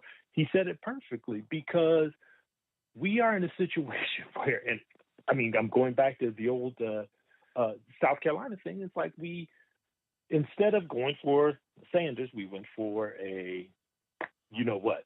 So that's one part. But then the other part is, and this is the other big part that I wanted to share, and because I know that a lot of people may not know about it, and you can look this up online, Google it. It's there for all to see. The DNC in open court, when the Clintons took control of it back in 2015, they paid off all the DNC's debts. And so what they said was, we'll pay them off, but we want some say-so in what happens with the DNC. Well, the say-so they wanted the purse strings. Yep. They wanted to know, they wanted to have control over who was going to allocate who those resources were going to be allocated to, yep, and who to choose as their representative for the head of the DNC. Because Keith Ellison, who is now Attorney General of Minnesota, was wanting to do DNC, and they said the Clintons didn't want him to be there. The Clintons. Now, see, the thing is, they chose Tom Perez, and look, and I don't have anything against the Dominicans, but my thing is this. A lot of Dominicans don't think they're black. And if you look back in their history, a lot of, Trujillo, they tried to kill off black people. They thought they were white with skin as dark as ours, Tim. So, see, we're in a situation where we have people literally sabotaging us from all sides, and it's completely sad. And instead of us just going like Montague said, no, we don't have to be with any party. Yes, that's right. If Terry McAuliffe is that effed up, then we need to be trying to do something else. It's sad. But we're in a situation right now where it's like this. We asked for, hey, can you give us something because of all the oppression? And then they said, oh, yeah, sure, we'll give $450,000 to people who walk to this country who aren't documented. I just don't understand that. If you're going to say that we are your foundation, well, let me correct that. They said black women are the foundation of the party. And then, of course, black men are second behind black women. Then why aren't you doing something for us? All you're doing is giving us nothing. That's why you're going to start seeing this. And I said it to Roland Martin. We're going to start seeing a bloodbath in some cases politically. Because if they're not going to do anything for these people in this community who have been suffering for centuries under systemic discrimination and exploitation, well then, yeah, I'm not saying that the idiot's going to get back in, but guess what? They're making it a lot more easy. A lot more easy. And this is something that I really, truly, it's like, I'm not trying to sound like doom and gloom, but I'm telling you, this is what I see in the future. Well, look, caller, I appreciate you, caller, for calling up. I appreciate the message, and I hear you loud and clear, man, and I agree with it. I look at it as it's what naturally happens when people are neglected and people aren't getting their issues considered. When there's no action, forget consideration. There's no action being applied to stop the bleeding that's happening in the black community. It has been happening for some time. You got to realize they got rags. They got sutures. They got staples. And what they're doing is just watching us bleed out. And if you look behind their backs, you see they're holding the blade that cut us. So that's really what's happening here. You know, I don't see why why they can't see it. So I don't expect black people to vote for this. I don't expect white people to vote for it. And they're not voting for it. Like, how is that a campaign? DeCarlo, how is it a campaign? This guy offers everybody no taxes on the groceries, and the other guy offers everybody to feel good about being able to say black people are discriminated against. Like, that's what it looked like. And that he's not Trump. Well, first of all, you got to substantively make the other guy Trump. And I don't know if McAuliffe was able to make Youngkin look like Trump. But how's that going to work? People know he's not Trump. But just is lazy, cheap politics. But I like what Magruder said, man. Montague said, McAuliffe never had the answer for McAuliffe. So one of the things I saw earlier today, along with Tesla and Figaro, sent out a tweet about it, where they were talking, already blaming black people for a loss in Virginia. They knew this was coming. They saw it, they knew it, they had a strong inclination that Terry would lose. And they already preemptively started saying, we can't get the blacks to come out. Black men particularly can't get them to come out. And it just reminds me of Ice Cube talking to Roland Martin. When Ice Cube had his contract with Black America, and Roland Martin was pushing back on the timing of it because it might hurt Biden, who, by the way, hasn't put forth any specific policies for black people, even at this point. Roland Martin said that, that the Republicans that weren't so much interested in winning the black vote, but just taking away a couple of points. And Roland was sort of sounded like he was chastising Ice Cube a little bit. And Ice Cube said, well, hey, how is it that there's votes for them to get? How is it that there are black voters who are so distraught or so fed up with the Democratic Party that they're willing to go vote for Donald Trump or a Republican? And Roland had no comeback for that because everyone wants to protect their own stash. But the truth is, the Democratic Party has failed to deliver to black people. They failed to give incentives beyond, you don't want that guy really hates you, that guy's racist. Well, guess what? A lot of black people realize there are a lot of racist white people in the Democratic Party as well. The only thing I'll push back on you, DeCarlo, about is the Dominican comment.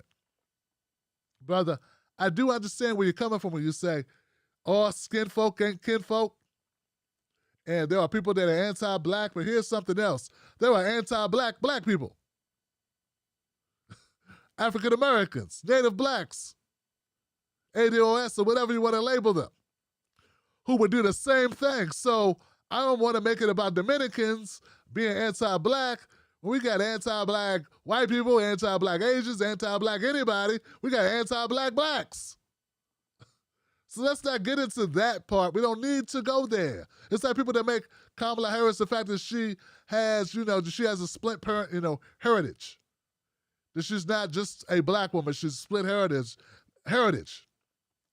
They make that their point of contention when I could just look at what she's done. I could just look at her background. I'll vote for anybody that has our best interest. And I'll vote against anybody who doesn't. And I'll call out anybody who doesn't. And that's just, and really, that doesn't sound all that crazy, but you know what? That's considered radical. Because some of those people that I'm going to call out are going to have people that have D's in front of their name for their party affiliation. And that's something you just don't do. Not unless you're a Republican. But it's something I do. All right, guys, I got another call in the queue. I'm glad you called up. Let's go with 904, DeCarlo. Thank you, DeCarlo, once again, my caller. Let's go to 904. 904, you are live. What's your name? What's your comment? Is it me, Tim? Now you're live. Yeah, go ahead. Hey, Tim, I'm not going to give my name because I'm at work right now.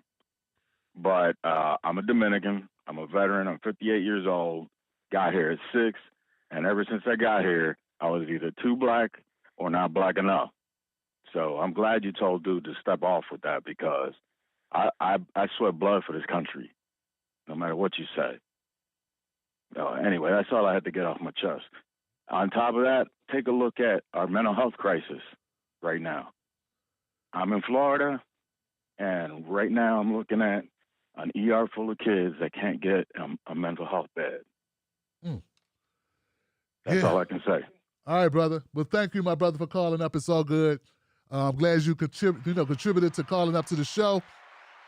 And yeah, well, I just want to make that, I just want to make it clear where I stand and also give my commentary on my last caller's points. But to your point, my Dominican friend, let me just say, brother, you sweating for this country had nothing to do with with you being in a position of power, which may leave you disadvantaged, or may give you backlash if you support helping black people. So you can sweat for this country and you can go to war for this country.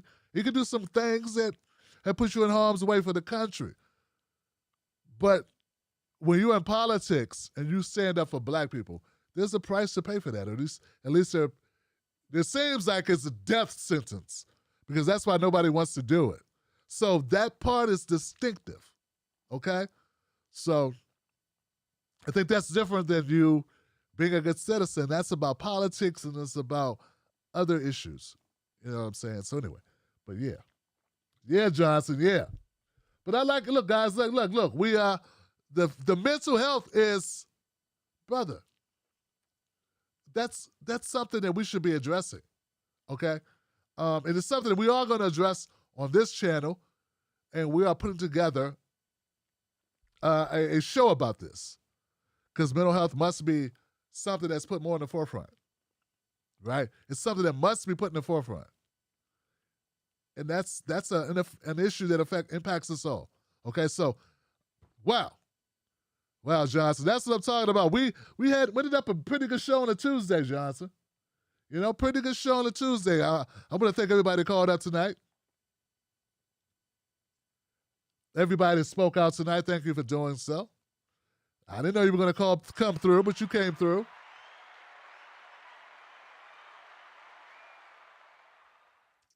If you like this show, Johnson, if you value this show, become a member of the Tim Black Wolf Pack. Go to jointimblack.com. Starting at only $5 a month, get a link to everything we ever put out. And I put out a lot of content. I do a lot of content. We always leave it on the field. You may not always agree, but you're always going to agree that I give you all that I believe and all that we got. And that's all I can promise anyone. And that's all anyone can promise you. And the Democratic Party actually promised that and fulfilled that, they would be doing much better. But they're not. They're not fulfilling that obligation.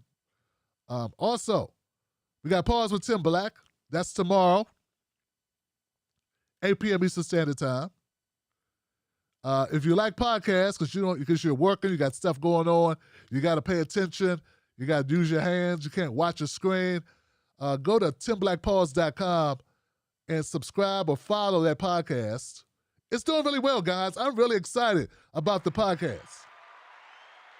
Shout out to Don Marino. Shout out to Joy Bunton for Joy connecting me with Don, and helped me kind of like get together and help me see the vision of a podcast. Work with me to put together this website that we're building. I got some stuff to do tomorrow on it. But we're doing some things. Give it up for those guys and for being great help with that issue. Because I'm excited about the Pause with Tim Black podcast. The Pause with Tim Black show is really doing well, guys. What else? That's it. Let's go to my super chats because these guys keep the show going. Thank you guys for donating to the show. Let's see what we got. Check it out, Johnson. Check it out. Will supports the show. Thank you, Will. As well as Sheldon Hughes. Bose Einstein. Can we now say BBB equal Build Back Better BS? So weak.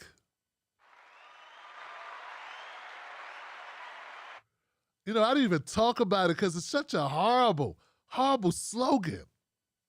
Oh, God. I come up with better slogans on the potty.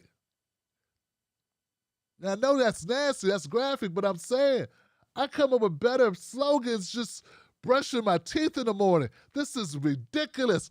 Who got paid to come up with the BBB, Better Business Bureau? Who is that? Who in the hell of bad ideas came up with this bad idea? What professor numbskull came up with this shit? Who cooked this up in the pot of stupid ideas? Who surfed the internet to find the worst acronym for a political campaign, Build Back Better? What in a stuttering BBB, what in a BB King fanatic came up with this? What in a BB gun shooting? Who came up with this? Who told them this was a good idea? That's nothing. It says Build Back Better. Build what back better? Build who back better? What? Build Back Better. No, Build Back Better. So this was horrible. I didn't talk about it because, folks, I had psychologically started to check out on this nonsense. You got nothing for my people. You're not helping poor people. Right? So, and you're not helping progressives, real progressives. If you ain't supporting Black agenda, you ain't progressive. I still believe that. I'm still riding on that. You don't support reparations. You don't support the Black agenda. You don't support progressives. You ain't progressive.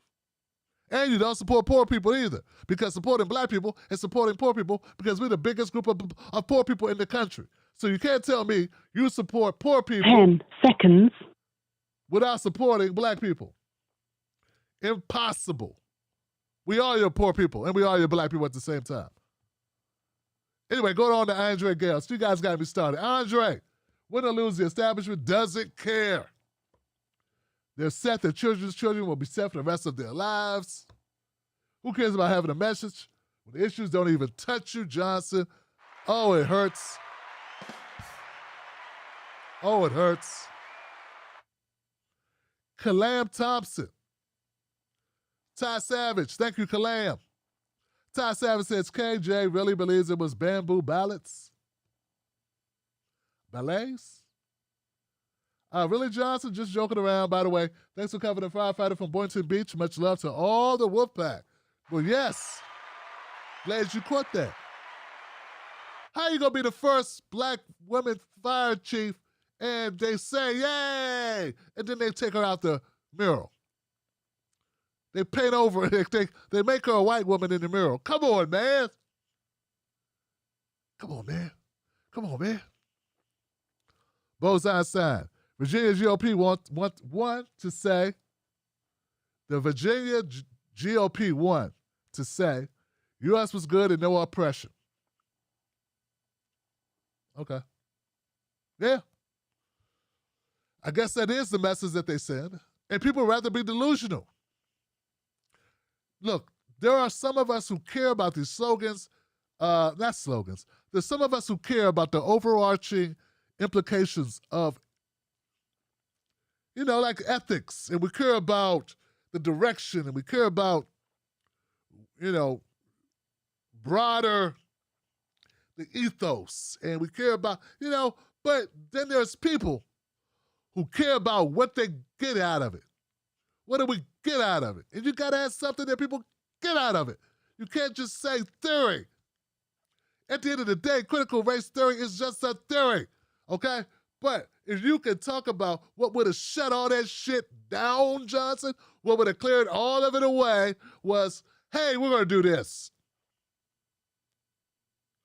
We're going to XYZ. We're going to get rid of your kids' debt. Black people, we're going to get rid of your kids' student debt, and we're going to give 30% of contracts in Virginia to black small businesses. I'm putting a stake in my claim. I'm putting it in down right now. Those black investments will go back into the community. They will spend more money. They're not going to go to Barbados. They're not going to go to Cuba or Venezuela or Argentina with their money. They're going to go home and spend their money in their communities, which are also not segregated, right, Virginia? So it's going to be more money in Virginia overall, and we all benefit. But that's too much of a visionary, and that would piss off too many of the other set of people that they want to bring in, right? So they can't do that. But if you can't do that, if you won't do that, don't blame us when you lose. That's all I'm saying. Don't blame us when you lose. India Watson just got housed by a political machine, dead set on not having us be able to get shit. Okay. Okay, Sally Thompson. If it is after midnight where you are, it is my birthday. It's happy birthday to Sally Thompson. Happy birthday, Sally. Happy birthday, sister. She's 72 and still up for the battle. Have a drink on me, Tim. Stay strong, Wolfpack. Love. Wow.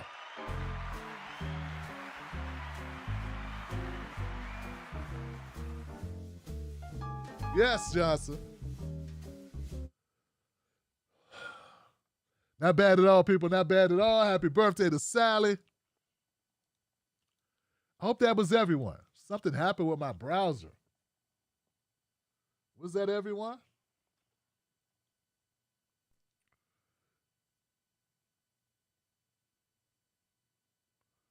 Was that everyone? Let's go to calendar. We'd like to make sure we get everybody here, Johnson. When you call up and when you do a super chat, I want you to know I would do the same for you. Oh my God, election day, election day. Leave them all dismayed on election day. I see nothing here. I guess I got everybody. I don't know what's going on here, but it looks like I got everybody. All right. All right, folks, here we go. Let's go. Tomorrow, I'll see you once again for the Tim Black Show. Thank you for tuning in. Tip your bartenders. Become a member of the Tim Black Wolfpack. Go to Join Tim Black. Go find us on Patreon. Find me at Real Tim Black on Facebook and Twitter. Tim Black and Night on Instagram. I'm also on TikTok. Believe it or not, the old man's on TikTok. Let's be a part of this. Make this happen. Join the podcast. Write a review. Get yourself a Cut the Check bracelet. We still got a bag of them. I can't get these things away. Cut the Check bracelets. Write a review for the podcast. Get 2 bracelets. We pay everything. The shipping. We pay for the bracelets. It just takes a little bit of your time. What's going on, Wolfpack? If you already did it, thank you so much. Thank you if you've already done it. A lot of you have already done it. So thank you so much, guys. We are out of here. I'm out of here. Mrs. Black, I love you, and I'm coming upstairs. Wolfpack. Tim Black. Tim Black is the host of The Tim Black Show. Independent news that leaves you informed, inspired, and sometimes entertained, but always in the know. Go to TimBlackTV.com and sign up today. The Tim Black Show is news for people who can't stand the news. See you there.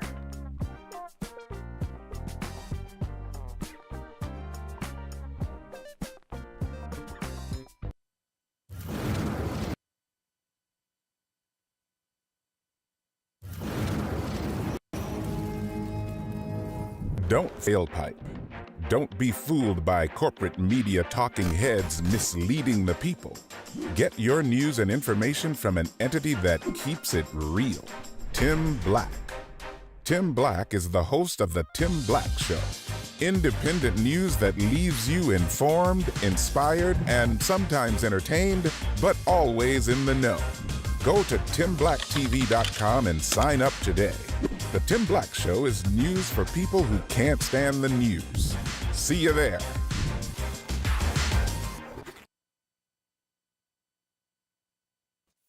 Most news shows are suspect.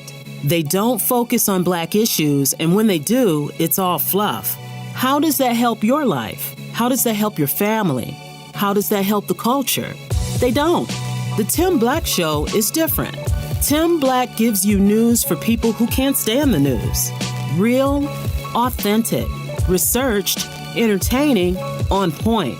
Don't let nobody take your cornbread. Visit www.timblacktv.com today. Get Black breaking news, politics, culture from someone you can trust.